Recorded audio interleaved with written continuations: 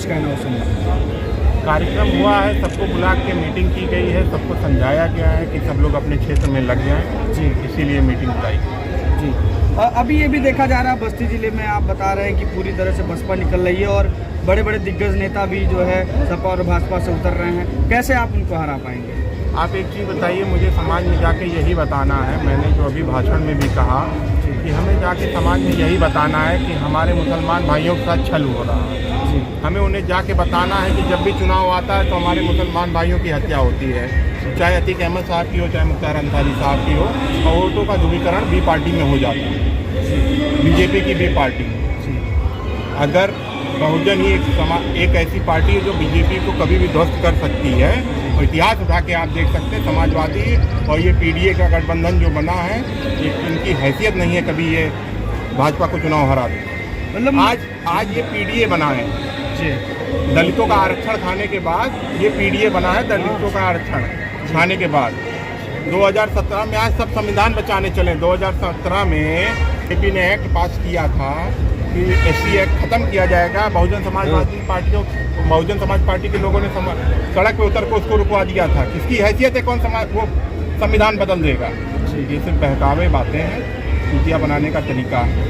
बस हमें निकलना है और हमें बताना है कि कैसे ये दोनों पार्टियां मिलके हमारी भोली भाली जनता को चुतिया बना रही है। तो मुस्लिम के लिए जो है हत्यारी है क्या ये बीजेपी पार्टी? बीजेपी क्यों, दोनों पार्टियों को मैं कह रहा हूँ जी, दोनों का ध्रुवीकरण हो रहा है।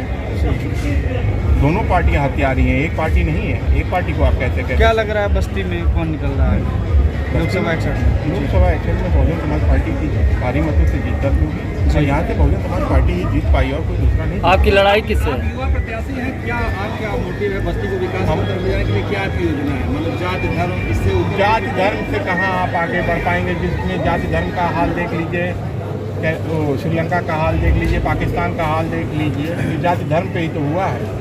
कट्टरवाद जहाँ भी बढ़ेगा उसका सर्वनाश होना तय है। अच्छा, टिकट कटा है जिसका, उससे जो है कुछ लोग नाराज भी है दलित। अरे सबको मनाया जाएगा, जिनका टिकट कटा उनसे भी बात की जाएगी जी, उनको भी मनाने की कोशिश। आपको मौका दे तो क्या विकास करेंगे फिर आपके पास बनाने के लिए?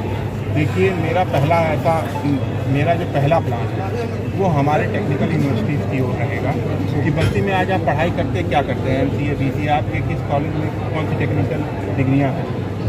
अगर आप दुनिया में किसी से कम्पीट करने जाएंगे तो आप BA करके जाएंगे कम्पीट करने? किस देश के सामने आपकी हैसियतें खड़े होने? वर्तमान सांसद तो तरह तरह का विकास भी गिना रहे हैं, बता रहे हैं हमने इंजीनियरिंग कॉलेज भी बनवाया और मेडिकल। जनता को तय करना है, जनता देख रही है कहाँ धरातल पे काम हुआ है। एम्स के नाम पे तो दुनिया देखती है कि एम्स बन गया दरभंगा में, वहाँ गड्ढे की खुदाई तक नहीं हुई है आज। चलिए ठीक। आप युवा प्रत्याशी हैं, युवाओं के लिए क्या करेंगे अगर सांसद बनते हैं तब?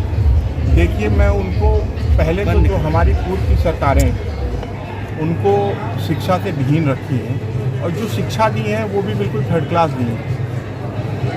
अगर उनको उस लेवल की शिक्षा मिल जाए तो आज हम किससे नहीं कम्पीट कर सकते हैं। क्यों हमारे युवाओं को बाहर जाने की ज़रूरत पड़ती है और जाके वो वहाँ के लोग वहाँ के ही होके रह जाते हैं।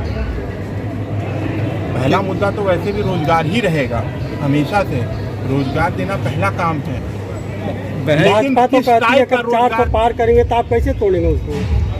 अब कहने को तो मैं 2 लाख वोट से जीत रहा हूँ, अब बताइए आप कैसे तोड़ेंगे? तो कहने को मैं भी कह रहा हूँ, बस्ती तो मैं 2 लाख वोट से जीत रहा हूँ। मानिए, इसको भी मानिए, वोट है आपका 2 लाख से जीत रहा हूँ, इसको मानिए भी ना। आप पूछिए जाके।